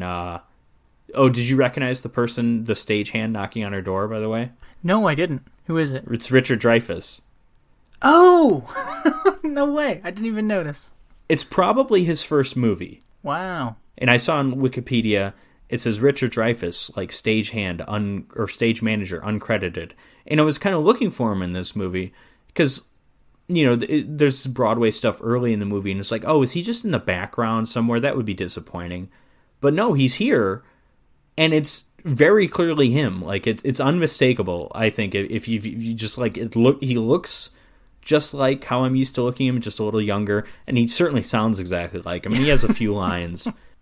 That's great. Neely gets replaced by her understudy, and then she goes out to the bar and overhears people talking about like how washed up she is, and it's like, oh, it's that understudy was great though. And the bar's closing, and she goes and basically just has a meltdown in the middle of the street, looking at her because she's confused why no one's at her theater. She tries to get back in, and she ends up sobbing on the ground in the alley. So that's the end of Neely's story. And I'm going a little bit out of order here because there are the 3 plots, and it's easiest just to talk about one at each time. So we will return to Jennifer here. Jennifer, off in France making her pornos. Art films, please. She's in the theater, the screening room. They're watching a very racy scene where she has sex with some guy. Then after the movie's over, she comments to the French dude, her producer, whatever, her new French agent, whatever. She's like, I think this is the best one we've made so far. And he's like, yes. And he's like, and they want to release it in the United States. I guess, again, this is confirming that the San Francisco scene was a vision or like a dream, a freak out, because it sounds like her movies aren't released in the U.S., maybe? Yeah. She wants to buy herself out of the contract because she hasn't been able to go back to the U.S. to see her husband at all. And eventually it works out. So she flies back to the U.S. And then we learn that off screen she found out that she has breast cancer. Mm-hmm. So she's with Anne. And this is off screen. She visits her husband in the sanitarium. And apparently like he didn't recognize her or something. And it would have been nice to see that scene, but we just didn't. So she has found a lump, and she's going to get a mastectomy, and she makes a comment like, it's weird, like, all that I have is my body, and now I'm not even going to have that, or something. Yeah. Anne, honey, Let's face it. All I know how to do is take off my clothes. And Anne is trying to be cheerful. She's like, "Oh, it's okay. You know, they'll find it, or they'll find it soon enough, and you know, you'll be okay." But she ends up killing herself. She takes a bunch of pills, intentionally overdoses. And then there's a what feels like a bit of social commentary when Jennifer's body is being carted away from the hotel, and it's Anne and Lion are there, and the press just takes a huge interest in Jennifer now all of a sudden, and that feels like a little like, oh, we didn't care about her when she was alive, but now that she's dead, like there feels like they're trying to say something there. Yeah, they're like, hey, look at this washed up star, and look what happened to them. We didn't pay attention before. Yeah. Now that we know it's such a sob story. There's a little bit of a Marilyn Monroe kind of thing to her, because I mean, Marilyn Monroe was like a big star that people cared about when but they didn't, you know, they didn't care about like her problems. Obviously, they just care about her there's on even screen, her there's body. Even a Sharon Tate kind of thing there. Sure. Yeah, that's fair. Okay, so she's dead. It's weird. Anne doesn't have a huge reaction to her friend's death, but at least she has some reaction. I don't think we ever see an acknowledgement that Neely even knows Jennifer's dead. I don't think so either. But then I guess, like, at this point in the movie, she's supposed to be so wrapped up in her own fucking issues that she's not paying attention to anything else, right? No, at this point in the movie, she's in rehab. Oh, that's right, yeah. I'm telling it out of order. No, this is the clearest that's her right, mind you're has right. ever been in the movie. Yeah. Yeah, maybe they didn't tell her. I don't know. So I mentioned earlier, I'll circle back to this, when Lion goes to New York, Anne kind of inexplicably gets hooked on pills. She almost drowns herself. I thought maybe that was like a vision, but I think that's supposed to be... Yeah, I think that one's supposed to be real, because that gives... that's like the impetus for her to move back to New England or whatever, right? Yeah, so she moves back to New England, lives with her aunt, and then Lion, after leaving Neely to probably kill herself with drugs, goes to visit Anne and asks her to marry him. And first, I mean, this is another thing. Technically, it happens off screen. We do see her reaction to it, but like, you see him getting out of the taxi cab outside her house, and they cut to, and she's like, "Oh, you know, this is funny. I thought about this all the time, but I don't know what to say." And it's like, it's weird that they even cut around that.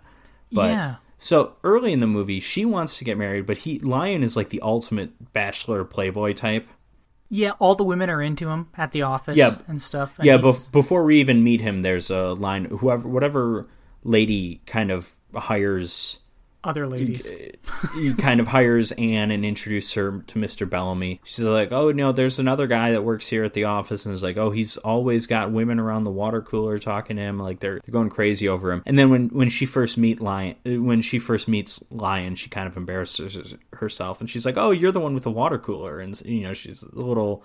I like the early stuff when Anne is like first in New York, because it's like kind of cute. Yeah. And that's not how the movie is most of the time. I mean, intentionally so, obviously. But yeah. So she wants to get married, but he doesn't want to. And then obviously they broke up at a certain point. Then they got back together. And now he wants to get married, but she says no. And he's like, "Is there anything I can do to change your mind?" And she's like, "No, I don't think so." But you do get the impression that she has found happiness in her single life away from New York City and away from Los Angeles. Yeah. And away from being showbiz and stuff. Gillian girl. Yeah. Well, that is how the movie ends. Jim, what did you think of Valley of the Dolls? If I'm honest, I liked it less than Conan the Barbarian. It was confusing and also long. And I was just mostly confused throughout most of it. It was like watching a James Bond movie if the movie focused on M at his desk instead of James Bond doing the globetrotting. Well, no. It focuses on M at his desk, Moneypenny at her desk, and Q with a drug problem. But yeah, I sort of understand what you mean. It has that 60s aesthetic and all that kind of thing. Sharon Tate would have been an awesome Bond girl. Oh, for sure. One of the most beautiful women who's ever lived. Now, I have to admit, Patrick, months and months and months and months ago, when we were talking about movies that we were going to do for this season, and Valley of the Dolls came up, and you were like, oh, Valley of the Dolls, Sharon Tate. I was like, oh, yeah, for sure. I know that movie. I'd never seen it before. This is my first time seeing it. And Sharon Tate didn't make a lot of movies. This is probably her best remembered movie, right? Yes, I think so, yeah. And I'm not, like... And she's not even the lead in it. That's not a criticism. And it's a shame, because I think this movie showed up on, like a 51st... Or, oh my god, 50 worst films of all time list or something like that once. Yeah, I'm going to talk about some of that stuff in a bit, but go on. Yeah, but I don't know... Like, it's a shame Sharon Tate is probably most known for this movie. Like, it really is. Well, this and Being Murdered, but... And Marrying a Pervert. Yeah, so yeah, I would take the Being Murdered and Marrying a Pervert over being known for this movie, if I'm honest. No. I mean, I'd be dead. First of all, this movie gave us a glimpse of Sharon Tate as Emmanuel, and I think we all can agree that probably would have been the best outcome. That would have been the best outcome. Not been killed. I agree. But yeah, it was just like this movie felt like a slog for me to get through. But I understand that. But not on the level of something terrible that we've done, like, I don't know, Spookies or whatever. You know what I mean? I didn't want to slit my throat, but I was ready to turn it off. I probably had my phone in my hand for well over half of it. And you had something else in your hand during the Sharon Tate scenes. I did. Your pretzels that you were eating. Exactly, and my popcorn. Valley of the Dolls kind of sucks. I don't think it's like the worst movie ever. It's funny because when this movie came out, first of all, I think a lot of people that wouldn't know better might think this is kind of a classic movie because the name, we've all heard of it. We know Sharon Tate's in it. We know Sharon Tate didn't make a lot of movies, and Sharon Tate's this like classic actress. But then you kind of see the Sharon Tate movies, and it's like, oh, she wasn't really an actress. She was kind of just a beauty. Yeah. But like, I remember having a conversation once with my mom, and I don't know, we were talking about Jane Fonda or something, and it was like, and it came up that Jane Fonda won a few Oscars. She won more Oscars than her father. And she's like, what were the movies she won an Oscar for? Was it Barbarella? And I was like, oh, no. But that's the thing. It's like, for someone that doesn't know better, just kind of the name Barbarella, oh, we've all heard of it. We know Jane Fonda's in it. She's a big star. Like, maybe that's one of the classic movies Jane Fonda made. No, Barbarella is terrible. It's smut. It's just, pretty much. Yeah, and this isn't... And I guess this is kind of the Barbarella of Sharon Tate's career, although Sharon Tate doesn't have the Oscar winners to, kind of back it up. But, this is like one of those movies where we've all heard of it. And I don't think it's necessarily famous for being bad. I think it's famous for being kind of a successful movie when it came out. It was topical. The novel was a huge hit. Yeah. But over time, it's kind of gotten a little bit of a cult fan base because it's bad. But I want to address that too, because I don't think the movie is utterly terrible. You mentioned it's made some, the 50 worst films of all time, a 1978 book by Harry Medved, Randy Dreyfuss, possibly no relation to the actor that plays the stage manager here, and Michael Medved. And it's like Leonard Maltin says it's like one of the worst movies ever, and it's like, what? It's not that, though. I mean, it's not good. No, exactly. It's like I can think of 50 way worse movies. You know what I mean? Like, yeah, and I mean, granted, those, first of all, any like worst movies ever list or worst, what, like the Razzies, those things are all trash because they don't go for what's genuinely the worst. They go for like what's bad but also recognizable. Right? Yeah. Michael Bay will get worst director for Transformers awards 11 when there's movies that hit wide release, like some of those Christian movies that are like so much worse than any of the, Michael Bay. Maybe he's not a great director, but he knows how to shoot a scene, and movies get released to theaters with directors that don't know how to do that. So yeah, but. Like, yeah, some of the reviews and stuff I've seen on this, it's like, oh, it's truly, it's camp. It takes itself completely seriously, but it's just hilarious. And it's like, it's not. It's not funny. A few moments where I had like a reaction, like a laughter, or like a little chuckle. There was, I want to go over those because these are kind of fun, and I intentionally didn't mention them when I was going through the plots. But the first one, it was not in order, but I had a little bit of a chuckle when Jennifer was eyeing up the drugs and the music was really dramatic, and they just like cut to, they superimpose images of her past, her relationship with Tony, and you see like Tony collapsing on the stairs again. And I chuckled a bit, not because of Tony collapsing, but just because of how dramatic it was. It was like soap opera levels of like, dramatic. Yes, yeah. And then I had a genuine laugh. I laughed out loud at the moment when, and I don't know, this is something that probably wasn't funny in 1967, but it's hilarious to me now. The scene that I mentioned that was a little confusing when Neely is talking about her experience at the sanitarium when they're cutting to when she first got there, when she's completely gone and on drugs and everything. She's in like a bathtub she's like covered with a tarp or something. Like I don't know what this kind of treatment that is. And then it's in modern day she's talking to Anne and she's like, she's describing the whole situation. She's like, oh, and I said plenty of words that you'll never find in any medical dictionary. And the very next line is, you stupid ass nurse, or something. It's like, I lost it at that moment. I thought that was so funny. Well, too, and like, I don't think you would find the word ass in a medical dictionary, to be perfectly honest. Probably not stupid either. No. Well, maybe. Maybe back then. Yeah. We diagnosed with stupid. Yeah. And it's spelled S-T-O-O. I was reading some reviews on this movie, and they were saying like, oh, I didn't laugh at all. And it was like, oh, well, good, because it's supposed to be a pretty serious movie. Yeah. It's not supposed to be a movie you laugh at. No, like, what were people like looking to get at this? And I guess we should talk a little bit about like why it fails dramatically.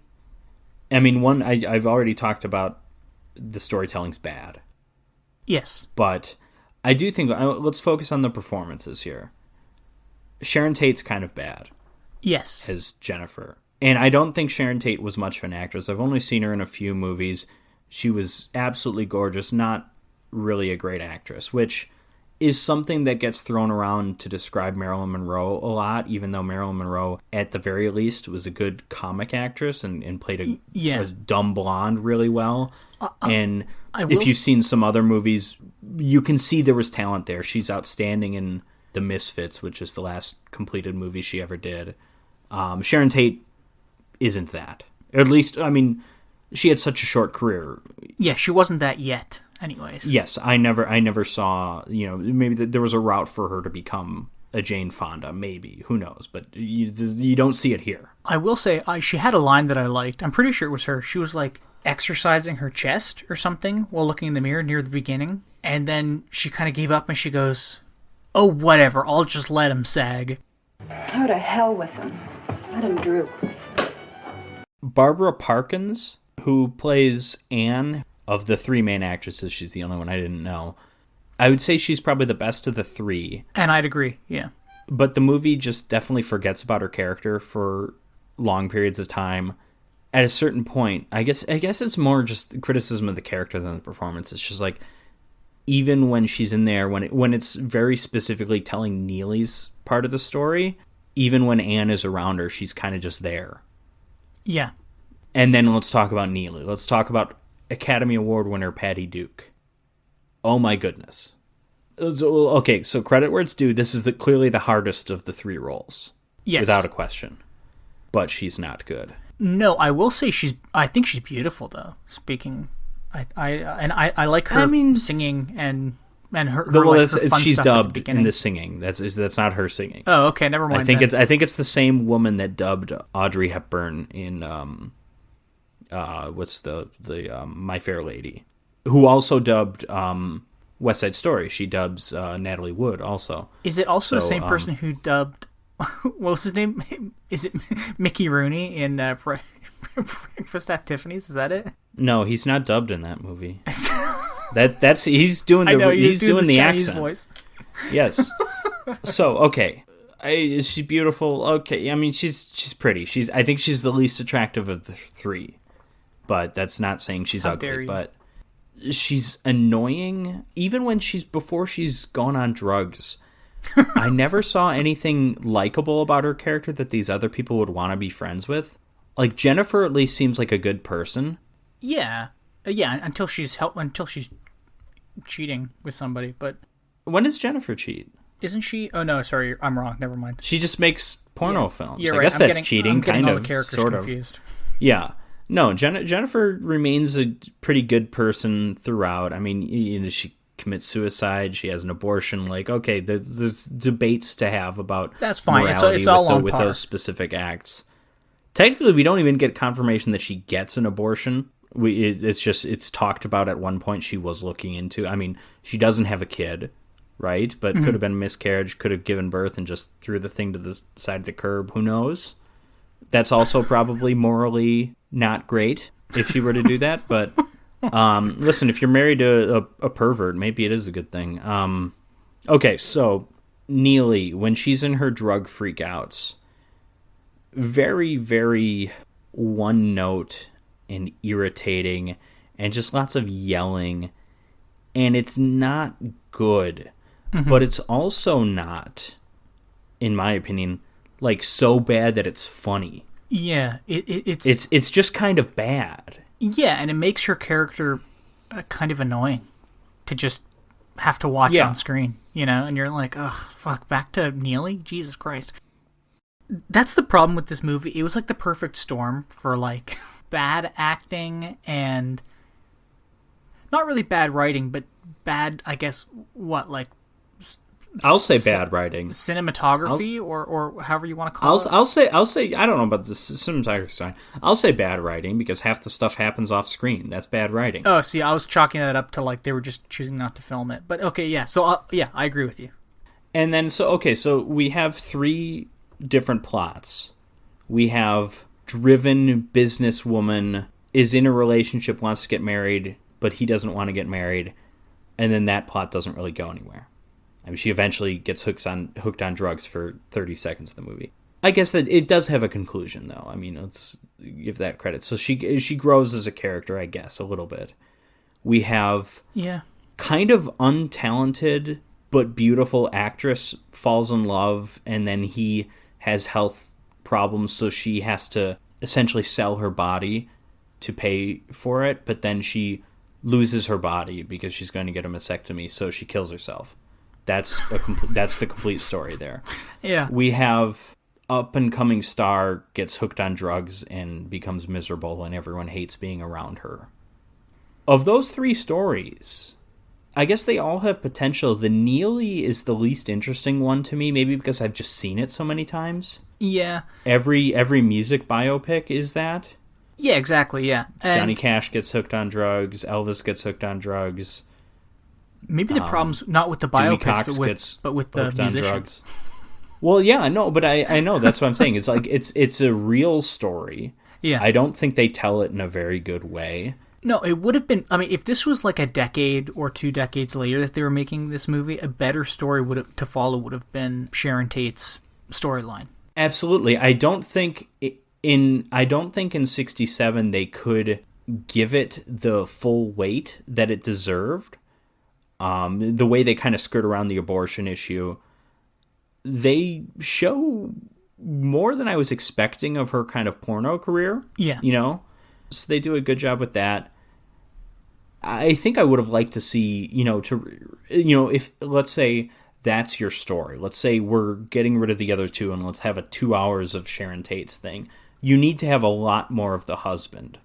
Because he kind of disappears. Yeah. I know he's in a sanitarium, but you need to see those scenes of her talking to him and seeing just how bad it is. They do have the scene of Neely in the same sanitarium telling the pianist to play the song that he used to always sing at the nightclub to see if he would kind of react to it, and he does, and then he gets wheeled off.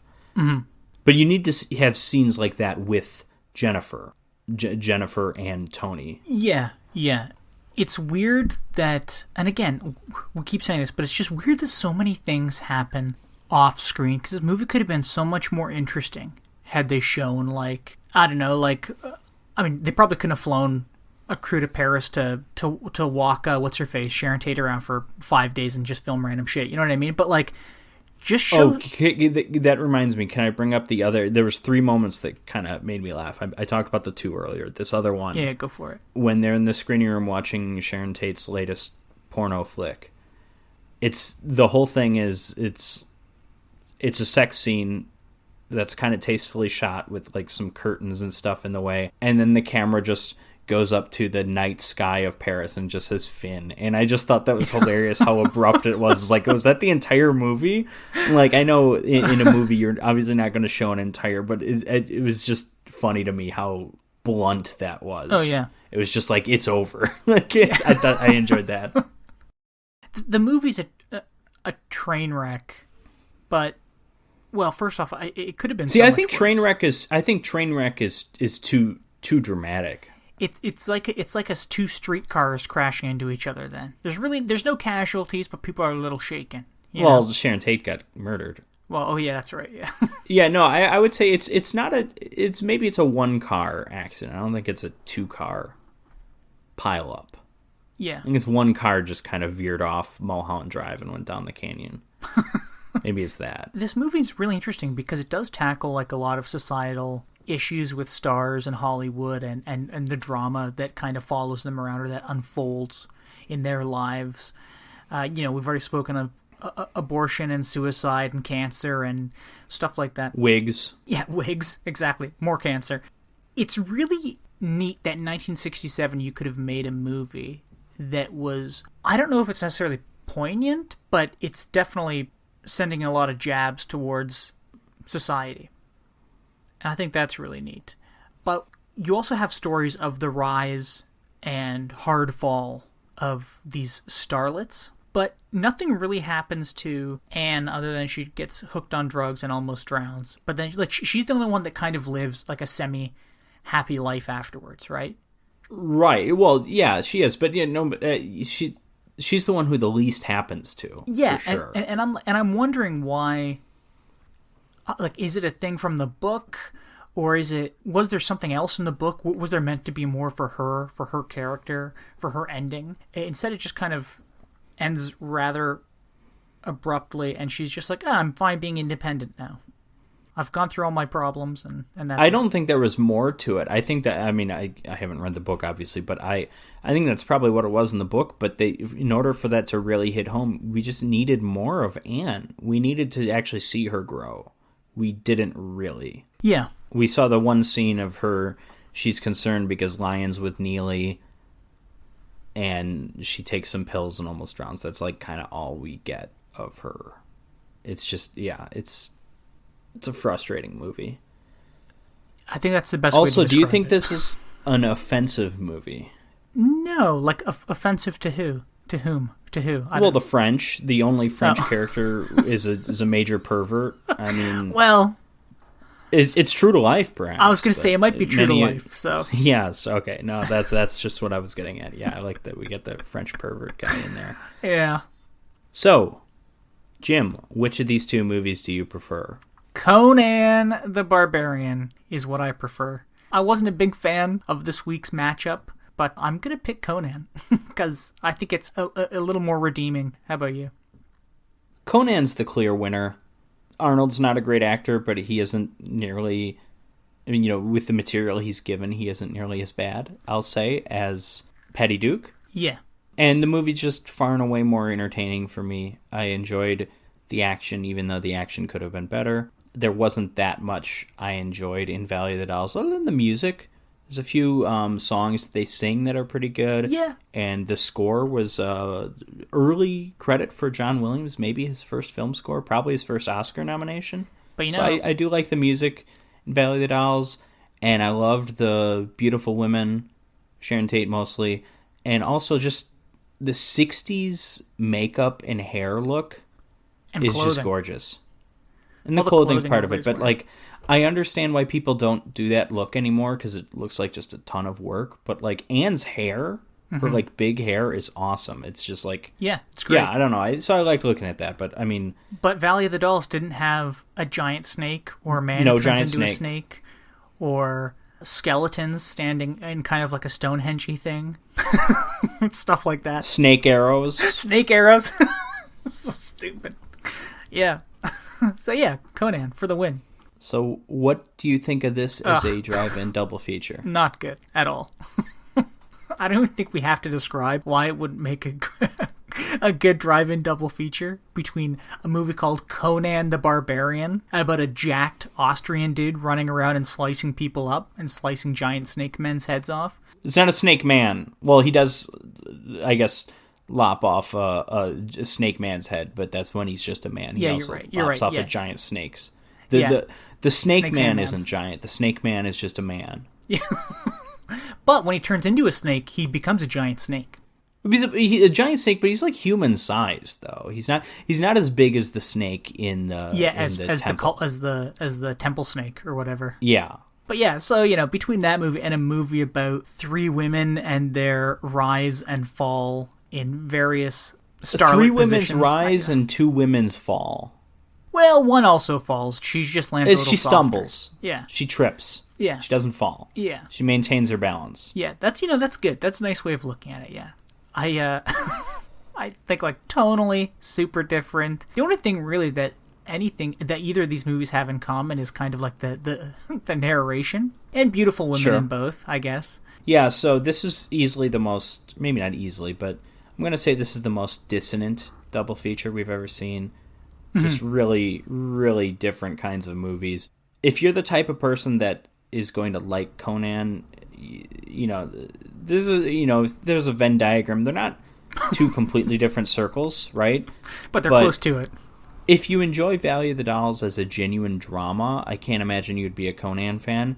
If you enjoy Valley of the Dolls as like this unintentionally funny, campy movie, then, there's a reasonable chance that you would enjoy Conan, I think, but I didn't think it was that.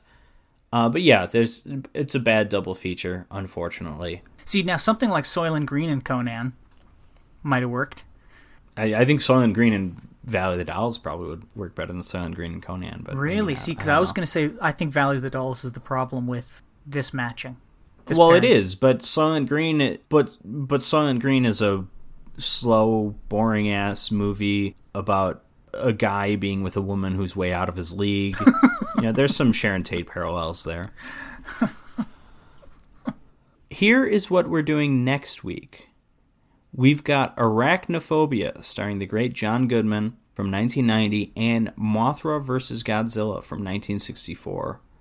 The 4th Godzilla film. Oh my goodness. So we've got giant insects. Well, they're not giant in Arachnophobia. They're also not insects. Spiders aren't insects. They're arachnids. So be sure to join us next week for that beautiful pairing. Be sure to check out our Patreon for commentary tracks and early access to episodes, as well as extended cuts of the episodes to hear some jokes and things that we left out. All right. Thanks for joining me, Jim. Thanks for having me, Patrick, as per usual. You listeners at home, stay away from the drugs. Stay away from the giant snakes. Or if you don't, at least bring a sword.